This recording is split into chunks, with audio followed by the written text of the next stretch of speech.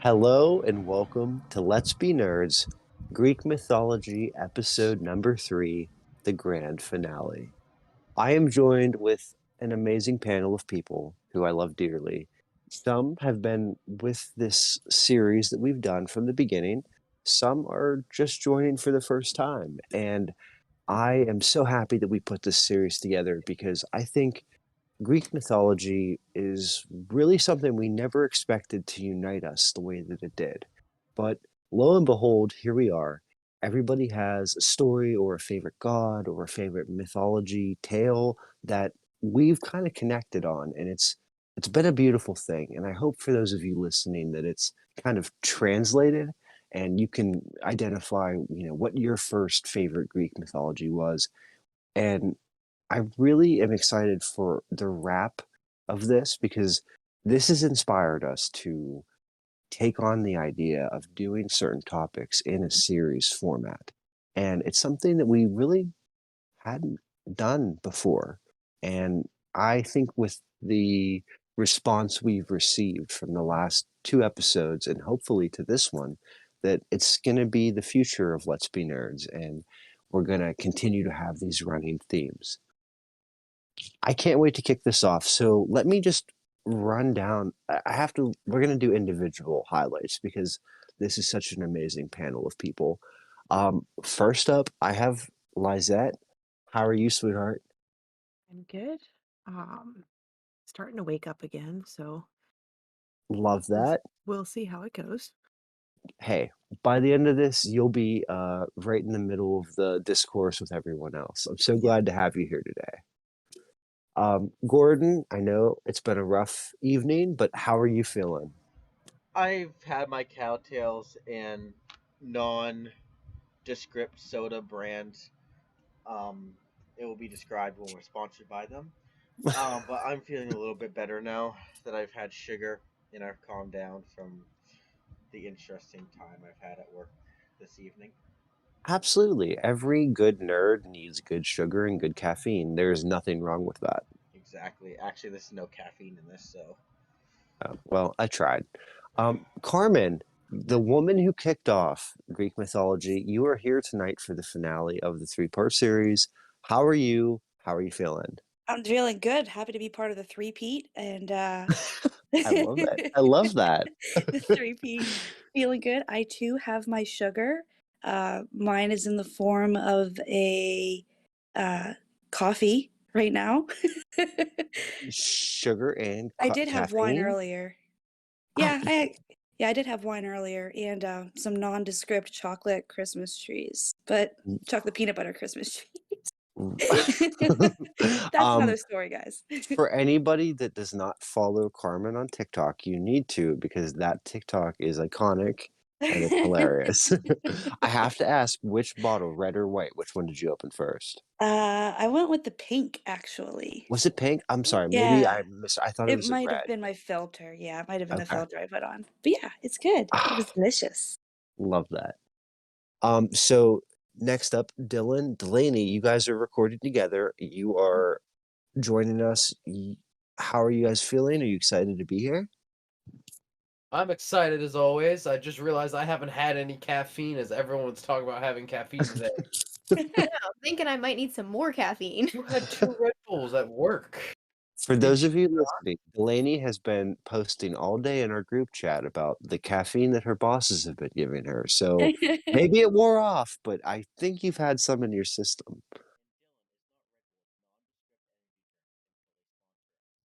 Sorry, I'm illiterate. Oh my goodness. Well, I thank you, Dylan and Delaney, for being here because I know that, like, scheduling wise, you guys made this happen, and I'm happy that you're here. Dylan, you kind of took front stage in the last episode of Greek mythology, and I appreciate that. Delaney, you were here for Greek mythology, I think part 2, right? So Yeah. you're kind of, okay, you've been with us for this. I think the next person that hasn't been here but has joined us tonight is everybody's favorite Miche. How are you, buddy? I am doing just fine. How are you, Steve? I'm good. I'm so glad. I know that you have a lot going on and you have a lot on your plate, and I don't know if we've shared this amongst this. I mean, I know Gordon, I know, but Michi was recently accepted to college, everybody. It's a Congratulations. pretty Congratulations. big deal. Yay. And they Thanks. have a gaming program. Can you I mean, I'm so excited for you, Michi. I can't. I'm kind of worried about it because I don't know. Like, I'm not good with big crowds of people, but it seems super exciting and everybody seems super nice. Well, I think you're picking a very good school. I know people that have gone there and they're very happy with their experience. And I just want to say, on behalf of all of us, we're very proud of you. I know that you've shared with me that this might be a first, and in terms of your family, and everybody here is so supportive, and we just are so proud of you, and we're so glad that you can make time for doing this podcast because you have a lot on your plate. It's your senior year, buddy. Like, you have to enjoy this and make the most of it. And I just feel like you're gonna do great, and we're all so proud of you. Oh, well, thank you guys. Also, I wouldn't miss this podcast for the world. Let's Be Nerd is going nationwide. We can only hope. So I have to ask, this is a question I asked everybody, and you weren't here for the first 2 episodes, so I gotta ask you now. What was the first Greek mythology related story? And it's okay because my answer was Disney's Hercules. So there's no shame in your game. What was the first Greek mythology related thing you ever heard of or knew about? Probably the Percy Jackson series. No way. That's been such a big thing for this whole thing, is Percy Jackson. Yeah, it went from Percy Jackson, and then I saw the Disney version of Hercules, but Percy Jackson definitely did it for me. It's funny how the generation wise, Percy Jackson really did have I think we talked about this last time. It had such an influence because of the movie and whatever and the books, and we can get back into that fight of seeing the movie versus reading the book, but we won't rehash that one. But For now. for I'm now, keeping my thoughts to myself. we're gonna watch part 2 if you want to hear that discussion, or listen, I should say. Well, I'm glad you're here, Michi. It's good to know that where you come into the fold with all of this. Um, I want to talk about, and we're wrapping it up today. So I know that Gordon has a specific god that we're going to talk about in the end that I think is going to be kind of interesting because I think he gets overlooked in a lot of the stories and a lot of the. I mean, he plays a good part, but I think we're going to get a little interesting, in-depth look at that god. But for my section to close this out, I kind of wanted to talk about how terms, and I don't know if that's the right word, but themes in Greek mythology and stories have translated into the English language. And what I mean by that is there are things that are part of the stories of Greek mythology that have become part of our vernacular. There are things that we'll say in everyday conversation. And in my opinion, it's impressive because if you think about the time difference for those stories to have stuck and to still resonate and to be part of general discourse. For example, the first one I can think of is the Midas Touch. And that was a Greek story about a man that had essentially everything he touched turned to gold. He tried to wash his hands off in a river, and he turned the whole river to gold, if I'm not mistaken. And to this day, you will still hear terms like, oh, if somebody's good at something, they have the Midas touch. And to me, that's really impressive if you think about how far apart our culture is from that culture to still have things resonating today that were part of their stories and their mythos and their religion.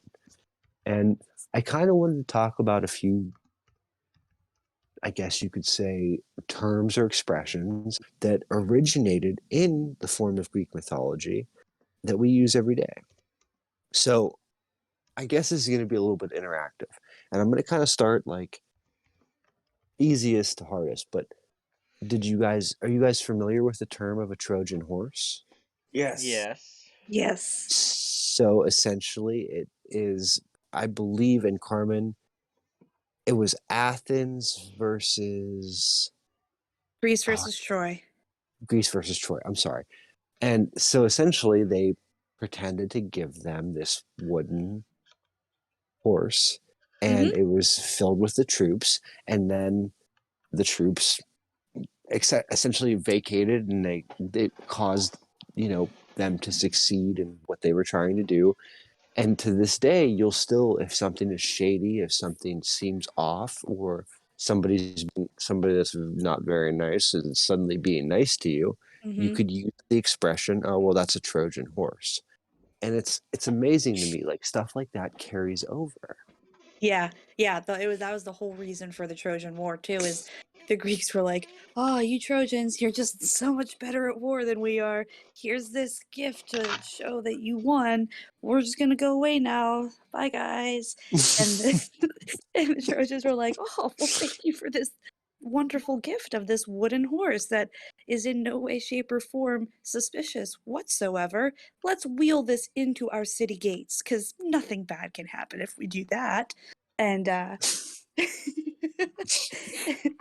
and the Greeks, there were some of the Greek troops were actually hiding very quietly inside of the horse, and they were waiting until they were inside the gates and kind of waited until everybody went to sleep till it was really, really quiet, and they came out from inside of the horse and then were able to attack and siege and defeat the Trojan army from within the gates. So it brought about their downfall. I Exactly. think the French tried to do the same thing with the Statue of Liberty, but forgot to add the door on the inside. Funny. Oh my goodness. And another expression that I love, and this is something that I use in my discourse, is to open Pandora's box. Like if you're Oh, facing a problem that you realize becomes a million more problems. So like in Greek mythology, Pandora essentially like lived a life of essentially like bliss, happy and free. And then she opens this box that was bestowed because I believe Pandora was she one of the first women? I believe, and that she I she have was to look given it this up. gift. I could correct me if I'm wrong in the comments, but I believe that she was like one of the first women, and it was like Believe. a gift bestowed upon her. But within the box, it was everything opposite of her life. It was death, it was dismay, it was terror, it was pain, it was suffering. And Pandora It closes was the box. Oh, sorry, go ahead. no. Go ahead. I'm sorry. You go ahead.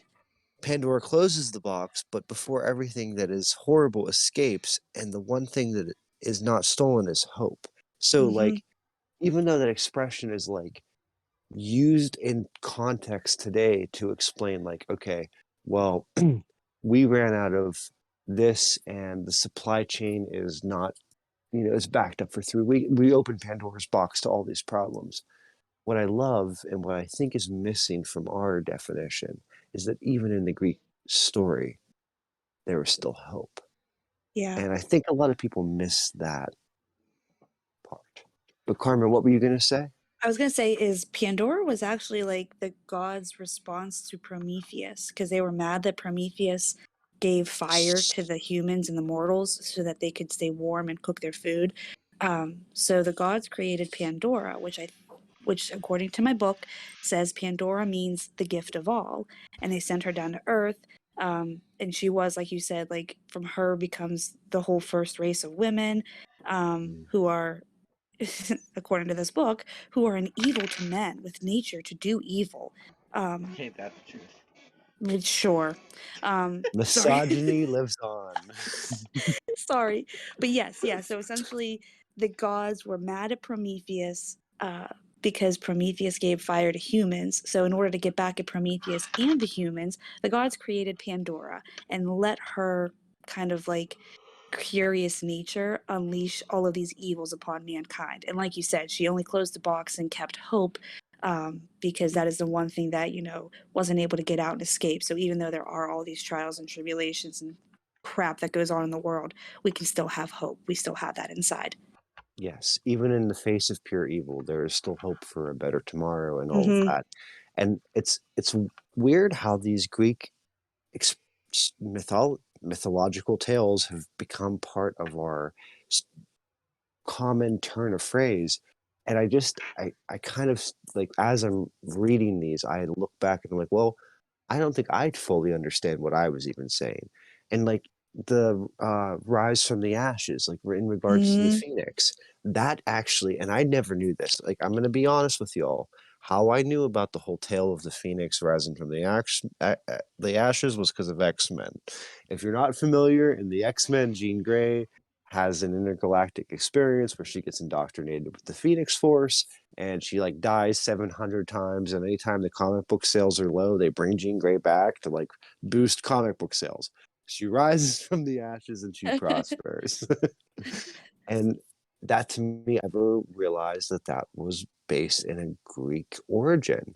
Mm-hmm. And it's just astonishing to me that like this is lifetimes upon lifetimes ago, and they're still impacting our culture. They're still impacting our writing, our television, our morals. And I guess to bring this whole series like kind of home is the underlying thing is we have to know where we come from. And yes, you may not be genetically Greek, but when you look at literature, when you look at pop culture, when you look at themes in writing, so much is based on this that you have to kind of take a step back and you have to realize like what other society, what other culture has had this much of an impact. And I guess that's why I'm obsessed, and that's why I'm a nerd about mythology. What do you guys think? Well, I kind of like mythology. I like how mythology, even after all this time and different things coming up, still sticks around like that in so many different ways in modern life. You can always fall back on it and find some way that it still appears in modern time. I mean, in Yeah. fact, it's like, oh, sorry, go ahead. Oh no, I was gonna say, absolutely. I said I agree with what Dylan said. Liza, were you saying something? Well, I was gonna say, just your examples are really good about how it's come over into modern day speech, like references to mythology, finding them in different traditions that we hold now too. I can't think of any off the top of my head, but I know of a few that are tied to like Egyptian mythology or different things that we do, that have just been pulled into modern day life that people don't really think about where those traditions originated. Exactly. Like for Mm. me, I always use like the term an Achilles heel. Like, Mm-hmm. Mhm. so Achilles was an ancient warrior, and I believe he was one of the many, many, many, many sons of Zeus. But he was strong. He was tough. He was like the most amazing thing. But his heel was his weak spot. And so like when I'll be in meetings and the term will be like, okay, well, this is a star player and this person can do all of this right, but when this happens or this situation, that's where they need to like work on improvement. And it's not common in like management type meetings where it'll be like, oh, that's their Achilles heel. Yeah. And it just comes off the tongue like it's nothing. But when you really think of the origin and the length of how long that term's been around, it just baffles me, and it's kind of astounding.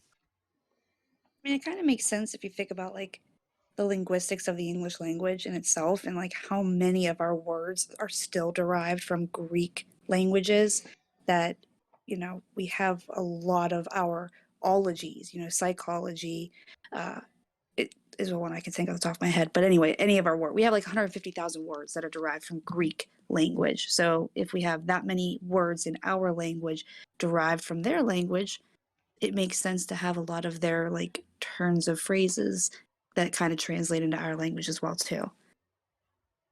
I agree. It's I don't know. It does make sense, and it's like I guess it's just one of those things that in my life, and I've just never paid much mind to until like we've been more focused on this and really discussing it. And I was like, this is something that you don't always pay attention to. I do have to ask you, and this is one that I was not familiar with. So I'm gonna read this one. If I'm going to ask you if you know what it means, and you tell me yes or no, and I'm going to read to you what it means. So this is not one that I'm familiar with. Do you know the modern day expression that comes from Greek mythology that says to be a Cassandra? Oh, I think I heard of that. Oh, I have this one was new to me. I I've hadn't never heard heard of that. I I've heard haven't it heard this mentioned too like once. often, and it's been a little while since I've heard it, but I do know what that I think I know what I've it think I means. know what definitely that heard means. that before. So allow me to read this one to you because this one took me by surprise. So I want to see if you guys are like if what you're thinking is what it actually is. So Cassandra was a priestess to Athena in ancient Troy. She warned King Priam, Priam or Priam, Priam, yeah. yeah, that the Trojans should not take in the large wooden horse standing at their door. Beware, and this goes into another term. Beware of Greeks bearing gifts is another term that apparently is a part of the English vernacular, but I'm not familiar with that one either. But no one would listen to Cassandra. So to be a Cassandra in like modern day English language discussion is to basically mean that you're someone who proclaims the truth or spreads a message with the proper knowledge that it is accurate, but no one wants to believe it despite its authenticity. I had never heard that one before. Yeah. Hmm. I don't think I've ever actually heard that phrase, but knowing what I know from her from like the Iliad and the Trojan Mhm. War, she doesn't have a very good ending, unfortunately. Oh no. Yeah. She was right about everything, and because she was a woman and she was right, bad things happened to her. Of course. Of course. I mean, why am I surprised? I shouldn't be surprised. Right. Hmm. So there is one other one that I have always said that this is again something that I never knew the origin for. This is something that I think I picked up from my mom. But the caught between a rock and a hard place that expression comes from Greek mythology. I would have never known that. And so, Carmen, I read about this one. Are you familiar with it? Because I Yeah. can read it, but if you have an explanation, that would be great. Because I just don't So want to like read it, you know. to give you like the Cliff Notes versions. Yeah. So you find it in the Odyssey, and it was like the Greeks' way of kind of describing two equally unpleasant alternatives. So you had, I'm going to mispronounce this, I apologize in advance. I think the name is Scylla, Scylla. Scylla was this supernatural female creature. She had 12 heads or 12 feet, 6 heads, long snakes, blah, blah, blah, just like this huge monstrous thing on one side of the strait of, I don't know exactly which strait it was. These are both in the water, basically. So you have Scylla on one side of the strait, just like big monstrous thing that, if you approach it, if your boats are going through it, obviously the 6 heads or 12 heads or however many heads are going to, come down and start biting the men out of the boats. So you don't want to sail close to that thing.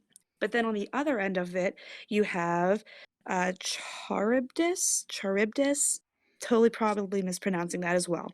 And Charybdis. I yeah, can't pronounce that for my life. Charybdis, not 100% sure how you pronounce it. Didn't look it up. I Throw it in the apologize in chat.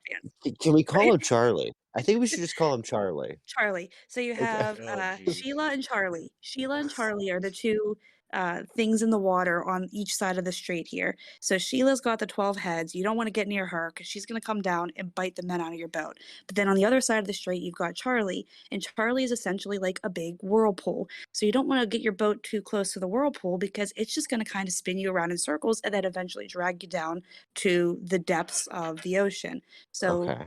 your only choice is to literally sail between a rock, Sheila, or a hard place, Charlie. I know. Okay.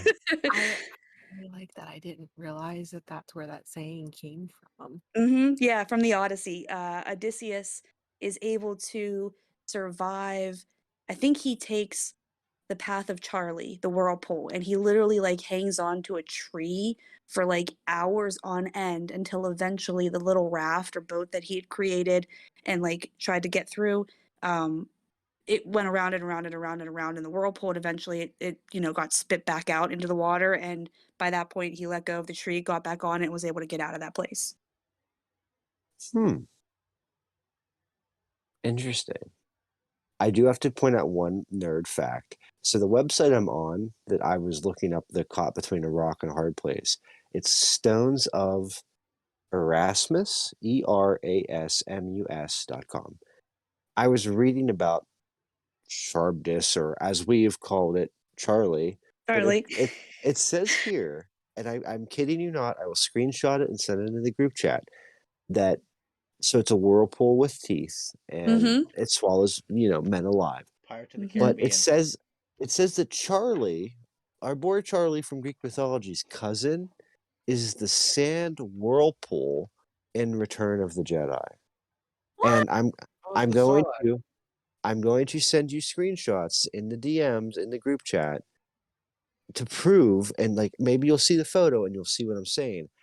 I don't know if this is. Can I get a fact check?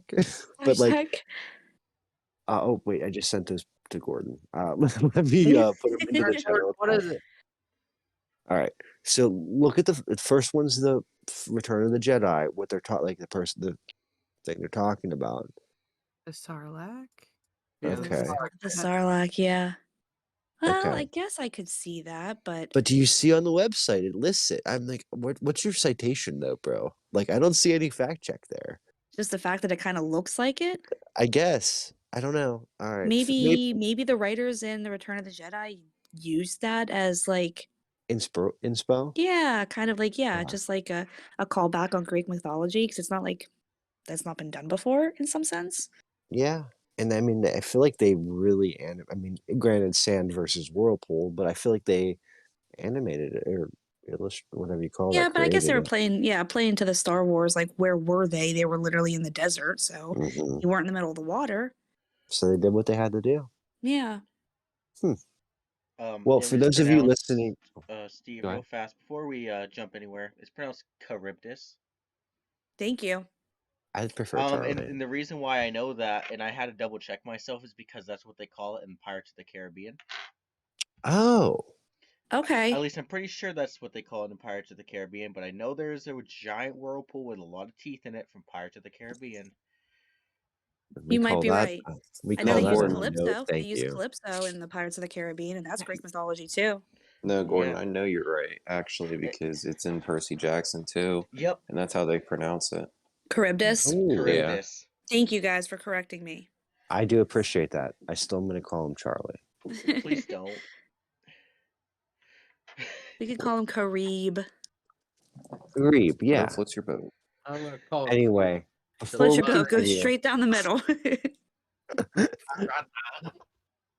Before we continue, I think this is a great time to take a quick break and hear from our sponsors, and we will be back with more, the final part of Greek mythology, part number 3. And we're back. So, Michi, I want to just thank you for being here today. I know you can't finish out the rest of the episode with us, but anytime you're available and you're able to be a part of the show is better for it. Thank you so much for being here. Did you have fun? I always have fun when I'm on Let's Be Nerds. Let's be honest. Well, I appreciate that. I have to ask you a very important question. Yes. What is better, Percy Jackson or Disney's Hercules for Greek mythology? Oh, that's not a very smart question there, Steve. Because the clear answer is definitely Percy Jackson. Okay. Well, I was on the other side of this one. I was a Disney fan, but there is something coming down the pipeline that I can't tell too much about. But for those of you listening, it is in the works, and I think it's going to be a really good project. And it might be Percy Jackson related. And Demetrius, I think that that would be an awesome avenue for you to be a part of the show when that is ready and able to go forward. I think that'd be great for you to be part of it. And I want to thank you for being here tonight. And I understand that you have to go, but thank you for being here, buddy. Oh, no problem. I'm so glad you guys actually included me in this one because I'm a huge fan of mythology. And I understand, and we've worked out. What's funny is the group has grown to be so big that we had to figure out different ways of recording to be able to accommodate. And I'm so happy that you're available to be here when you're part of a conversation and part of a discourse. You always add to it, and we're very appreciative of that. And I will see you on Friday, and I think maybe you might be doing some recording with us for some future episodes, and I can't wait for that, buddy. Me neither. So with that being said, I think it's time to really bring Greek mythology number 3 to its natural conclusion. We've kind of rotated in how we've done this. We've gone from myths to gods and, you know, different things in between. And Gordon, you have a Greek god that you are partial to. And I think it's going to be a good closing because I think there's some underlying things that we can all maybe relate to or see in other literature. So I'm going to let you take it away and tell us about your Greek god.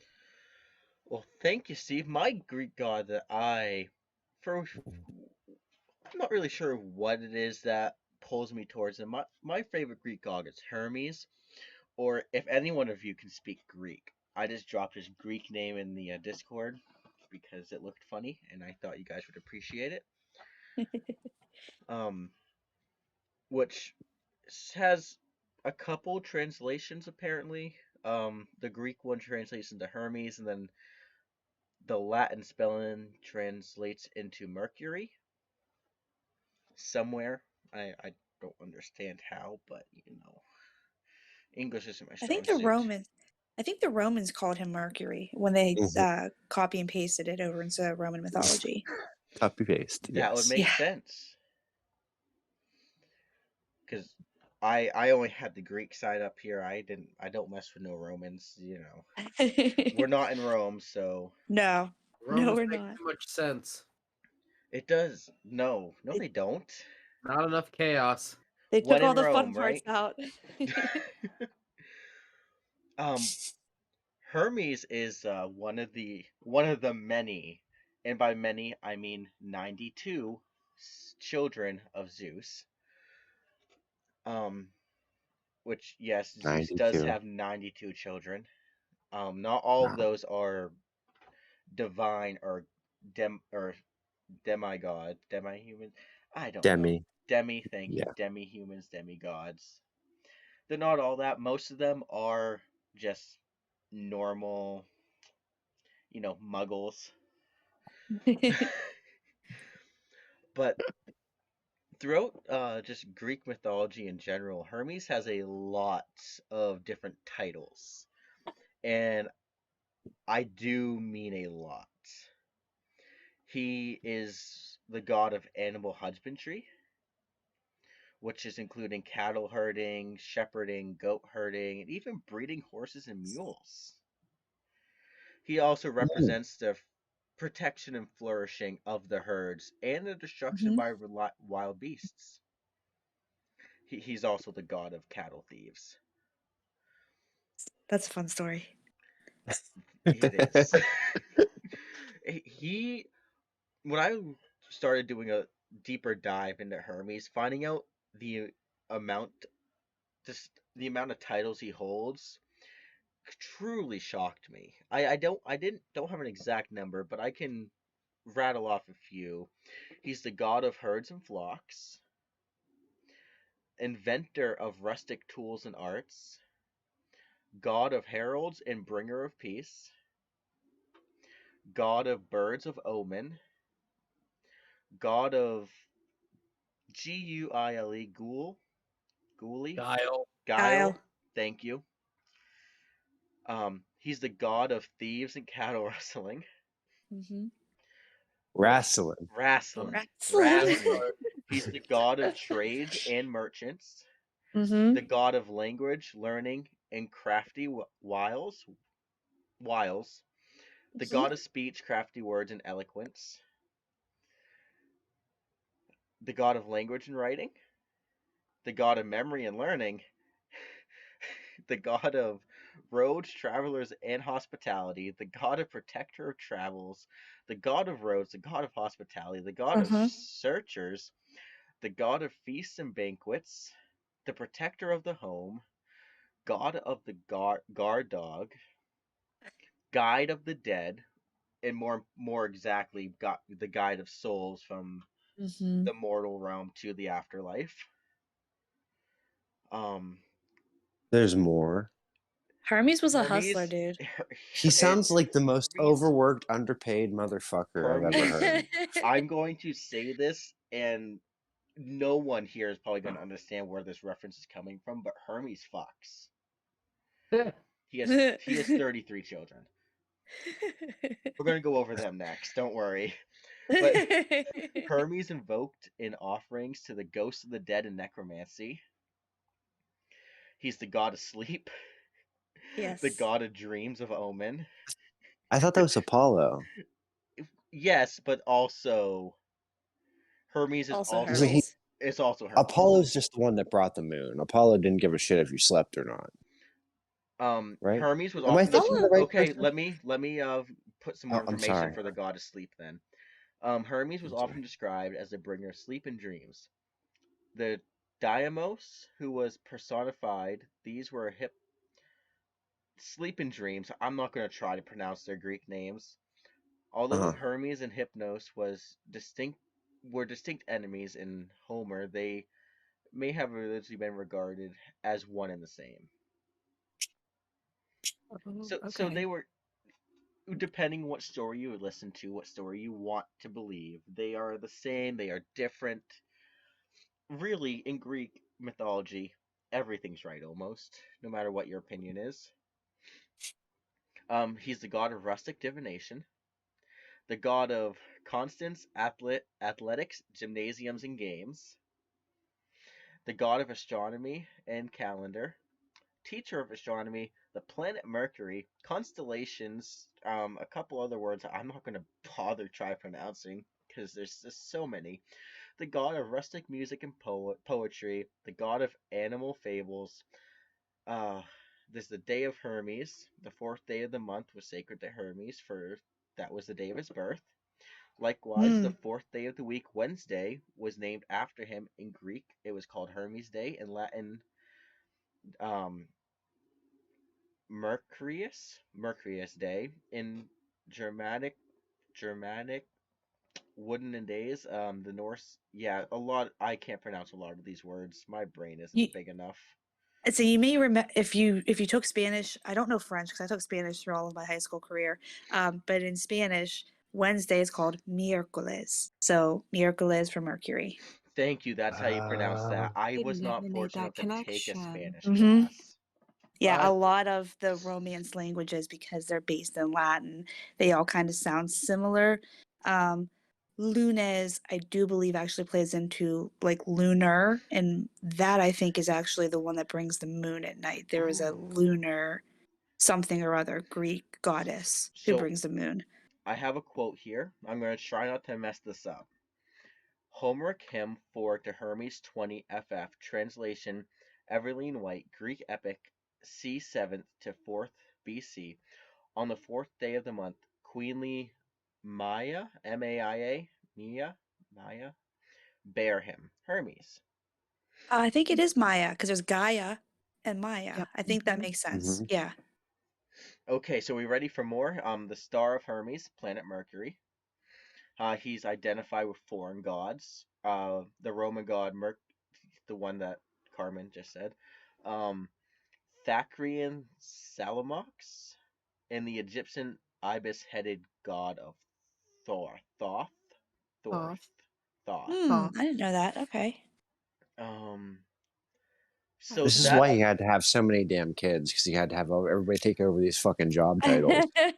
so he, Pass the business on. I do want to touch on his kids too, but mostly just the divine offspring because those are the ones that have godly powers, the ones people might have heard about. Maybe there's also a lot of just muggles. I'm just gonna call them muggles. I know it's mortal, but we're calling them You're you're muggles. you're you're literally mixing cultures, but okay. Yes, I am. It's my job. Um, I'm going to disclaimer now. I'm going to butcher a lot of these names. I'm not gonna feel bad about it, and we're gonna roll with it. Angelina, we're gonna go with that one. The goddess of messages was the daughter of Hermes. Ulysses, the goddess of um Euclidean mysteries. She was the daughter of Hermes and Drea. Illusion. I think it's Illusion Mysteries. I definitely a weird way to spell illusion. I think. Don't quote me on that It's either. it's Eleusinan. No, I might be thinking of a different word. Don't quote me. Um, the third divine offspring is this is a long one. Hermaphroditus. Hermaphroditus. Thank you. Yeah, Hermaphroditus. Does that A mean what I son of think it Hermes means? and Aphrodite. His form was Aphrodite, Yeah, that is exactly Aphrodite. what you think it is. His like form she was has. merged with the his form was merged with that of the naiads Salamisks to form a creature that was half male, half female. Yes. That's what I thought. Okay, Yep. that's where we get it. Again, It's it comes back exactly to where the you get English it. language. Yeah. Yep. Um, God bless and Godspeed. Well, and he or was the god of speed, he was Speed. so he was the god of speed. Yeah, he has those. I actually have the names somewhere in my notes here.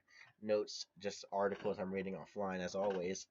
Oh, so we are doing okay. There's notes too. I just it's easier to read from the source sometimes. I feel Um, like he Hermes was like the has. most. Oh, sorry. As just to He had wings on his sandals, which allowed him to be fast as hell. Yeah.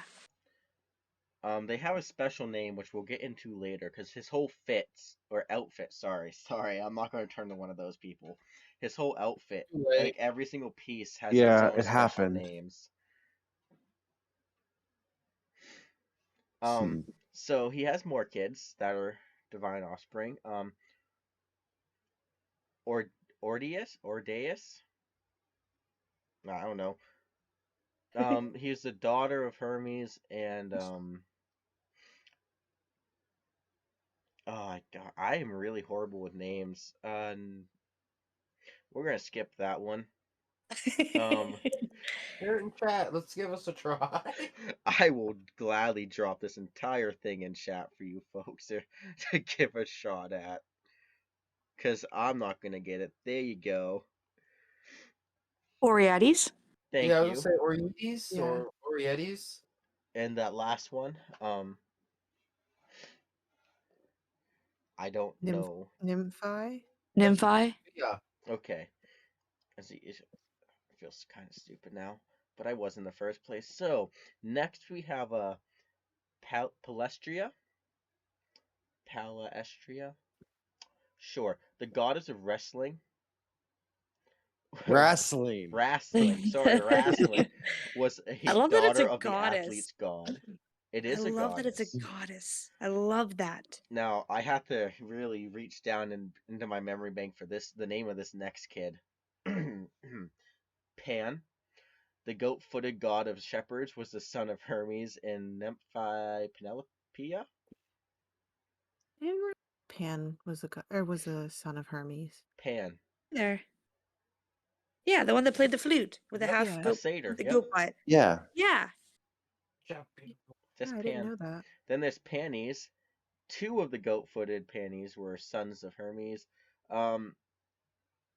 Agreus, or Agris, whose mother was Nymphisos, and Nemos, whose mother was, so many names I'm so butchering.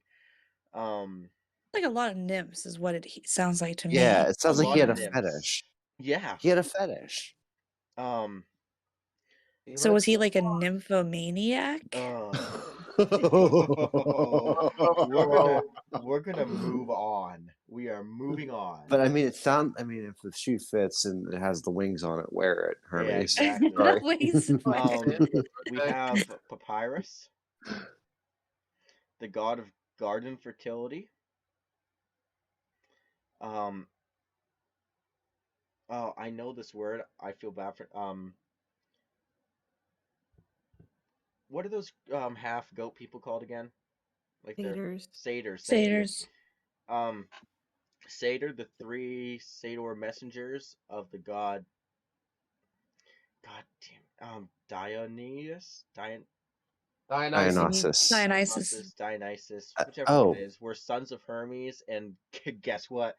Another nymph. They were named. Can we fact check? Is that where that word comes from? They were named something that I'm not going to pronounce because I can't. It might not be because of Hermes necessarily. It might have just been anybody who wanted to like have something with like one of the nymphs. And procreate multiple times. Because there's tons of nymphs for every kind of like thing. Yeah. Those are the names of the three satyr kids. The word nymphomaniac ultimately comes from Greek roots that give us nymph and mania. Of course. The ancient Greek source of nymph meant young woman or bride, and may be most familiar in the form of beautiful, powerful, sexualized mythological maidens. Wow. Yeah. Yeah, so it's just like young girl essentially, or just like a pretty girl. Predator, call Chris Hansen. Sorry.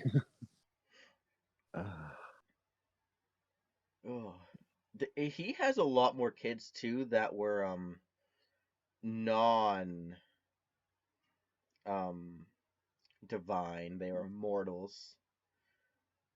None of them really pop out to me as people that I know, but then again, I'm not a very learned person. So But here's my thing. So like he's like got all this speed, and like he's like popping out these kids left and right. Like it can't be good. Like these poor people that are sleeping with him have to like. It has to be like a drive-by shooting. Like, oh well, you're pregnant. Oh well, you're pregnant. That's more like Zeus than Hermes. Yeah. Oh, this is a name I know. Orion, a giant who was born in answer to the prayers of the childless Biotin, that's not how you say that name, but essential Greece king. He was conceived by three gods, Hermes, Poseidon, and Zeus, who... Oh, no. Oh, I'm so sorry for having to say this out loud.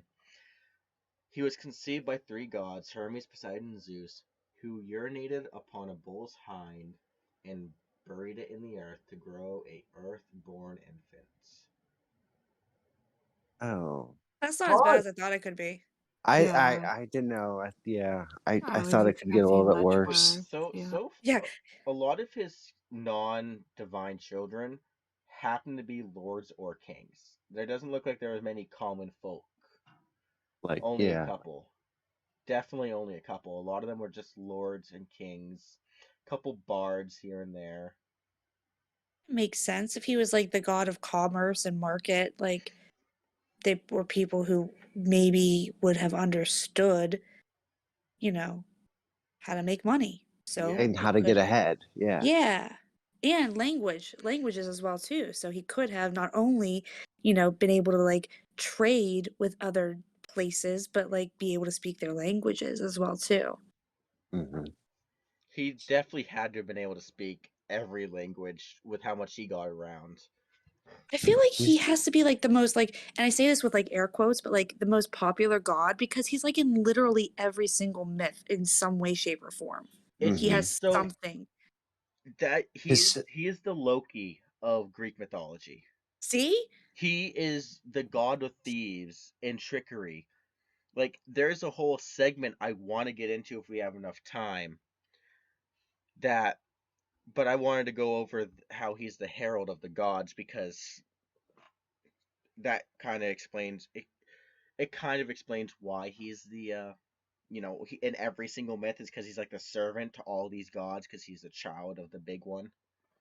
Let's talk about that. Yeah. So what How I he's have like here, that. he was the personal herald to Zeus, the king of the gods, and the patron god of all heralds. The herald staff, or the god, this is gonna be butchered to high hell. Uh, Catady, I'm not even. It's going in the Discord for all of you to have fun with while I keep reading. Um, there you go.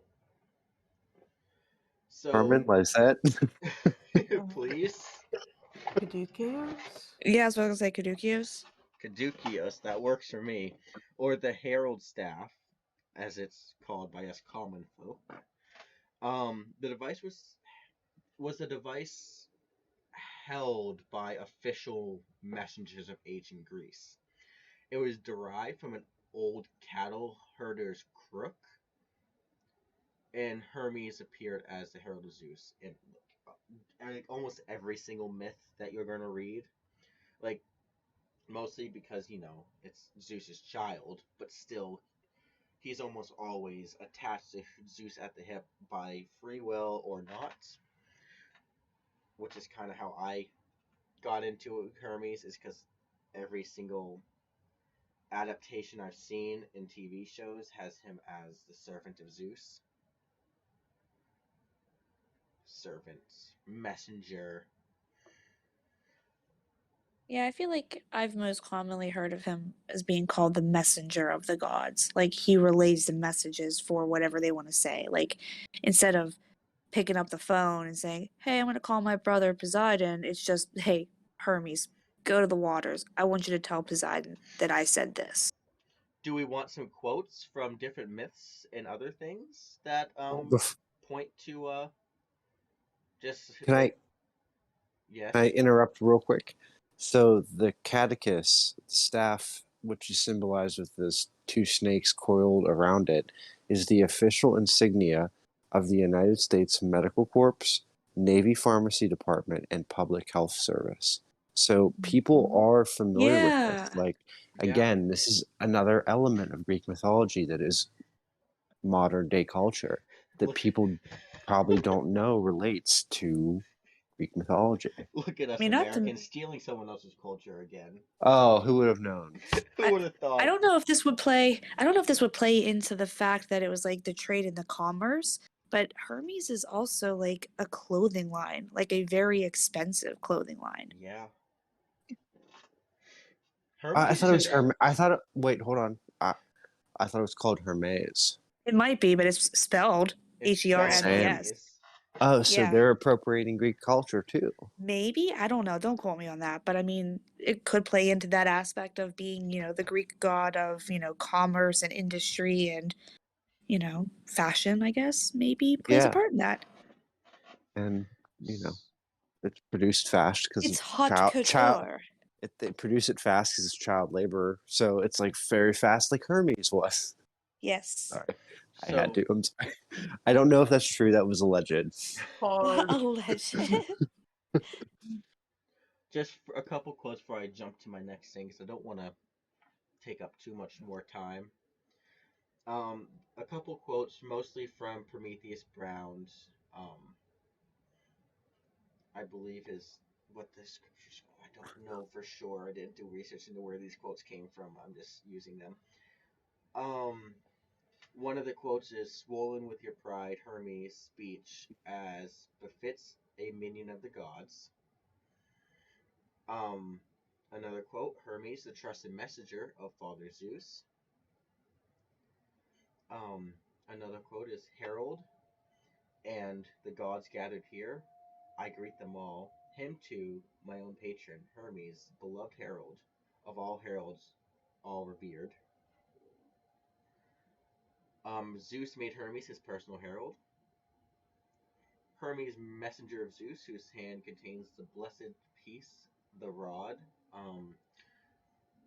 Cryokin. It's a different name than what's on there. Blessed. That's how that quote ends. Just a couple quotes of not all are quotes of Hermes. Most of them are quotes, I believe, from other gods speaking about Hermes and how he's kind of like Zeus's little bitch. But let me find the segment on thieves and all that. Where did she go? Because that one's fun and interesting.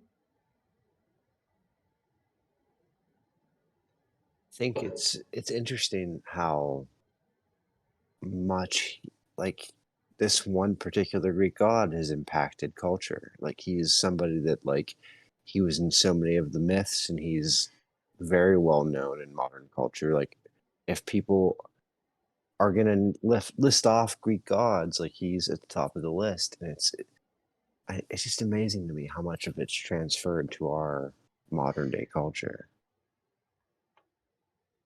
I was mostly buying you time, Gordon. Did you find what you're looking for? I did, and it's mostly just a lot of quotes of the other gods being kind of pissed at him, I think.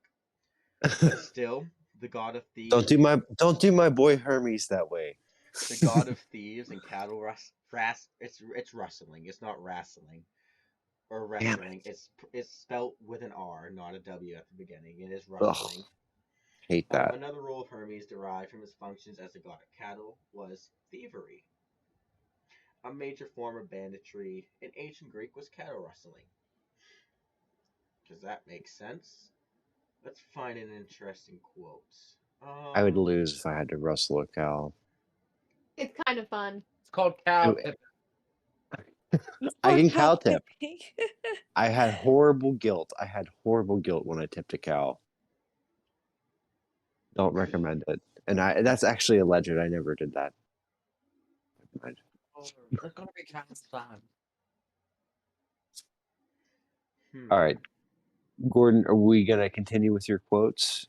I think I want to quote maybe one or two because these ones are pretty long quotes here. But I think there's a couple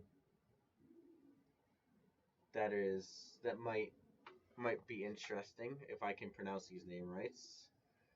Achilles is standing in his standing. Fury outraged the corpse, or great Hector, the blessed gods as they looked down upon him from heaven, were filled with compassion and kept urging clear-sighted, some really complicated name, to steal the body. So, Hermes trying to get people to steal shit because, got to cause some commotion, some ruckus. I think that has to do with the Trojan War. I think, don't quote me on this because I don't remember offhand, but I think in the Iliad, when some of the Greek heroes had fallen, like Achilles and Hector, they wanted to try to bring the bodies back so that they could bury them with their kinsmen. So they asked Hermes, because he was so fast, to go onto the battlefield to collect the bodies of the fallen soldiers.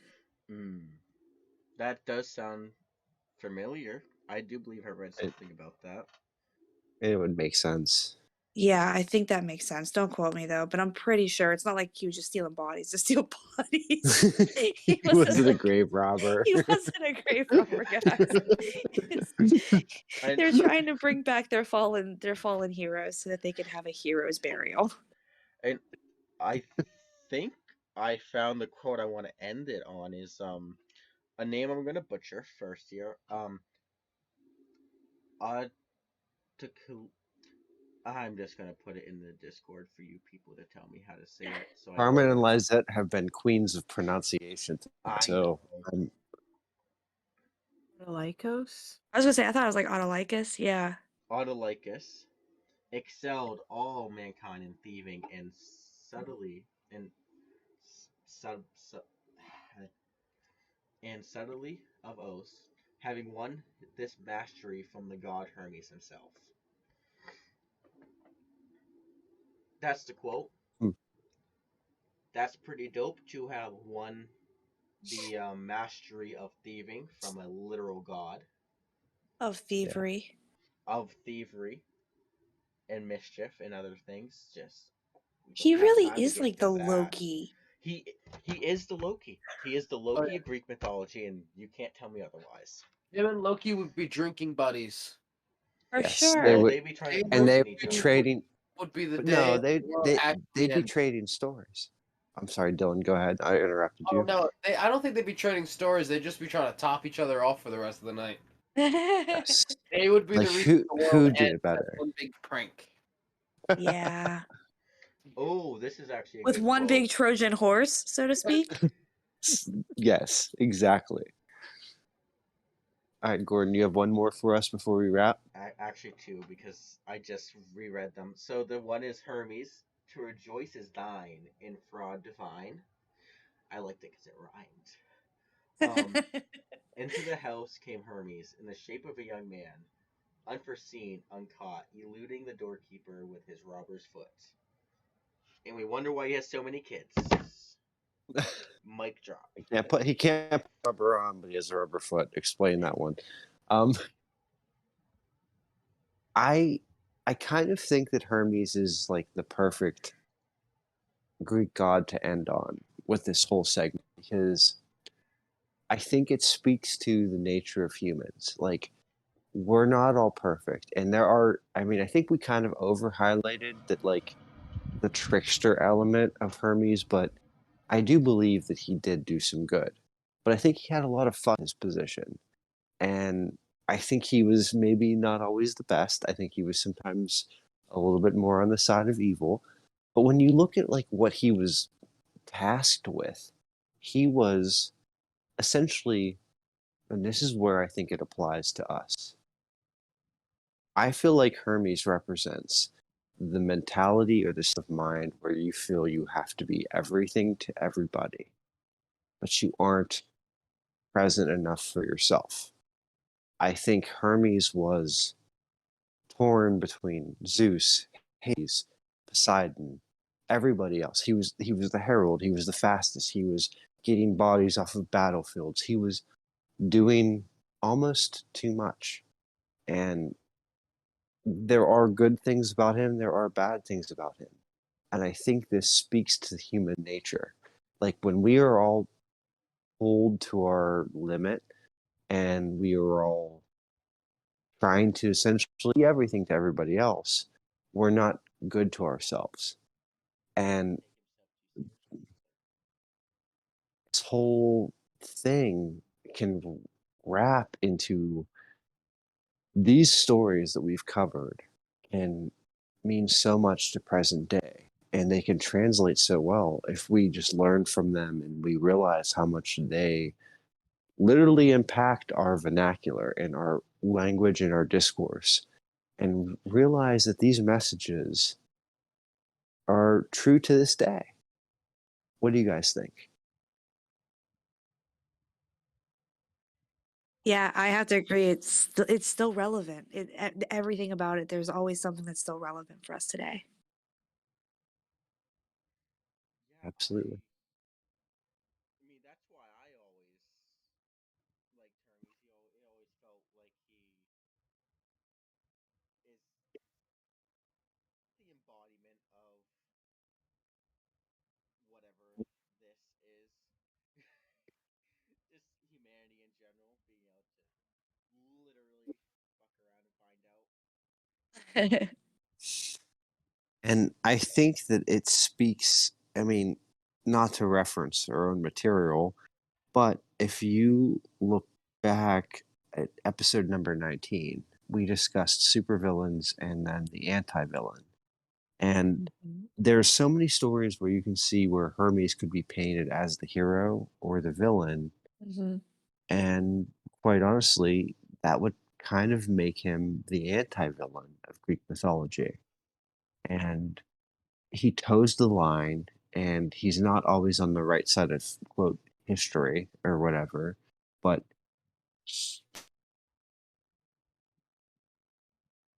sorry. Oh God. Do you guys? Oh no. You guys can't hear me. I can hear you. Now, Oh, no. Okay. No, oh shit. I don't know what happened. Like my headphones started to ring. It was really weird. What was the last thing you heard? He wasn't on toed the the right line. side of history. Yeah, toe the line. Okay. All right, Gordon, if you can cut me, like he may not have been on the right side of history, but he is a figure or a literature character or whatever you want to call him, that there is something that everyone can relate to. And I think that speaks to the greater idea of why we picked Greek mythology, because granted, everybody in this group is connected somehow through friendship, through family, and we've formed this bond. And we're creating this show. And Greek mythology had such a big impact that we all unanimously agreed this would be the first 3-part series where we would dive in. And I guess what I'm trying to say is we have to know where we came from to know where we're going. And I think a lot of the times people don't realize how big of an impact Greek mythology has on the present day. And I'm so thankful that we were able to kind of illuminate that with our platform and really speak to that, because who knew we were all Greek mythology nerds somewhere deep down? We would have not known that had we not been together and doing this, and it kind of united us. And I really hope for those that are listening that they can relate, like what got them into whether it was Disney's Hercules or Percy Jackson or reading the Iliad or whatever the case may be. Something brought you here, and you know about this, or you wouldn't be listening. And that's a beautiful thing, and it connects all of us, whether we realize it or not. And I love that, and I feel like it really speaks to what we're trying to do with this show. So before I wrap up, I want to open it up. What's everybody's thoughts on our first series? What's everybody thinking about Greek mythology? Like, do you guys like how this all went? Like, do we want to keep doing this? I think this idea of doing like a 3 or 4 part series, I think is really good. I like having more time to delve into topics. Yeah. It's I a agree. very enjoyable format. I'm sorry, Dylan. What was that? I really enjoy this format of like a couple episodes and stuff like that, because it really gives us a lot of time to flesh out a topic and let everyone get a viewpoint in or a fact in or something like that. I agree. And I think that what we bring to the table is there's I think we all have a common thread, but we all have such unique personalities. And Delaney, I'm so glad you're here because I think you add something special to the table too. I think there's going to be people that relate to you where when you started out, you were a little bit shy to be on such a public platform, but you really have come into your own. I think that represents like our listener base. Like they can probably relate to somebody that spoke during this series. And that feeling of like you're not alone, that feeling of, oh, they like the same Greek god as I did, or they like the same stories I did, or whatever the case may be. That is our ultimate goal with this show at large, is you're not alone. And there's somebody out there that's just as nerdy about something as you, and there's no stigma. And I think that we need to keep these series going. We're kind of talking amongst ourselves about what we want to do for the next series, and I think we have a lot of really good ideas, and um, I think the forward motion here is this inclusivity and this community that we're trying to build. I'm so proud, and I guess this is the part where we wrap the episode up, but I don't like it sucks because I really don't want to because I want to keep going because I think we have such a good thing here, but that's what the next episode's for, and episode after that, and the one after that. So I want to thank everyone that's been on the panel tonight. Uh, you represent much more than you realize because I believe we're reaching an audience where people can relate to individuals. People that can't relate to me will relate to somebody else that's been speaking on this platform because of who they are, and we're giving voices to so many. And for those of you listening, I want you to know if you're listening on the Anchor app, your voice can be heard. Send in a voice memo responding or talking about your favorite Greek god. Even though this chapter is ending, the door isn't closed. We will be glad to feature you in a future episode. And I think that what we're going to try to do is in the future do something where we can kind of all. Gordon, Lizette, are you guys as excited about the New Year's Eve special as I am? You know it, Steve. I mean, I know me and Drew are excited. We're both going to be there. And I think, Dylan, you're going to be there too, aren't you? You bet your shiny gold buttons I'll be there. Guys, do you know who else? Carmen, you are coming. I'm so excited. Yeah, me and Bobby wouldn't miss it for the world. So this is going to be our first time doing a live event, and people that are listening can actually come in, join the chat. They can join in on a microphone or through text chat, and they can actually be a part of it. This is like the best way to end season 1. I lost my left shoe thinking about it. Did it knock your socks off? No, I didn't even have those on in the first place, so just a shoe. Just a shoe. What time is this going to start at? So we're looking at, because obviously we have to celebrate midnight. So we're thinking around 10 or 10:30. We're going to have more details to follow. So this is really important. If you want to be a part of our New Year's Eve special, you have to get on Discord or Reddit.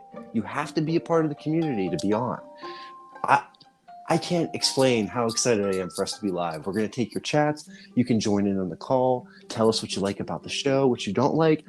This is going to be the most interactive we've ever been with anybody. It's so exciting.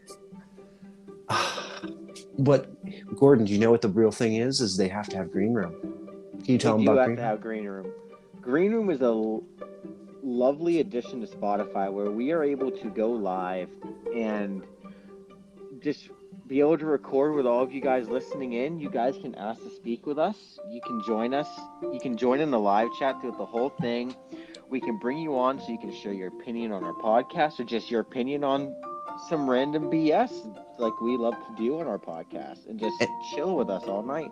And Lizette, do you know what the best part is? What's If that? are you a listener to Spotify? Yes. If you have a Spotify account, you can just download the Green Room app and immediately create an account. How easy is that? Oh, okay. So it just ties into the account that you already have for Spotify.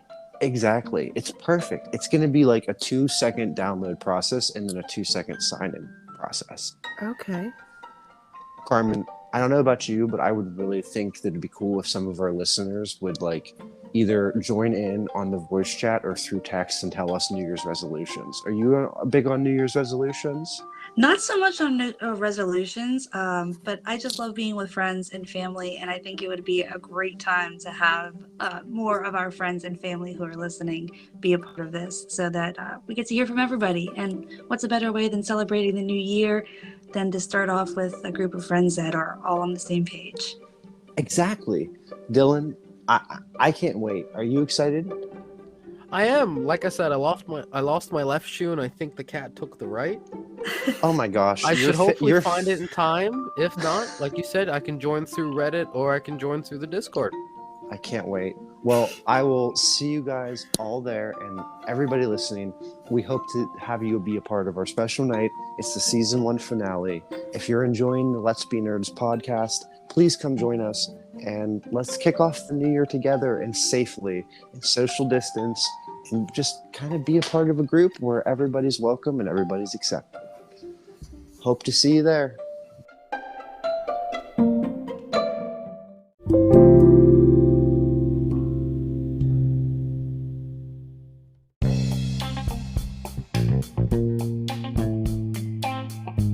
Let's Be Nerds is hosted and executive produced by Gordon Bryant and me, Stephen J. McLean. Let's Be Nerds is a production of Speak Easily Productions.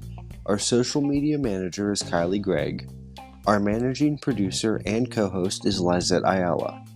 Today's guest host was Robert Van Jacobs. You can follow him on all social media platforms at Bobby Dub Music.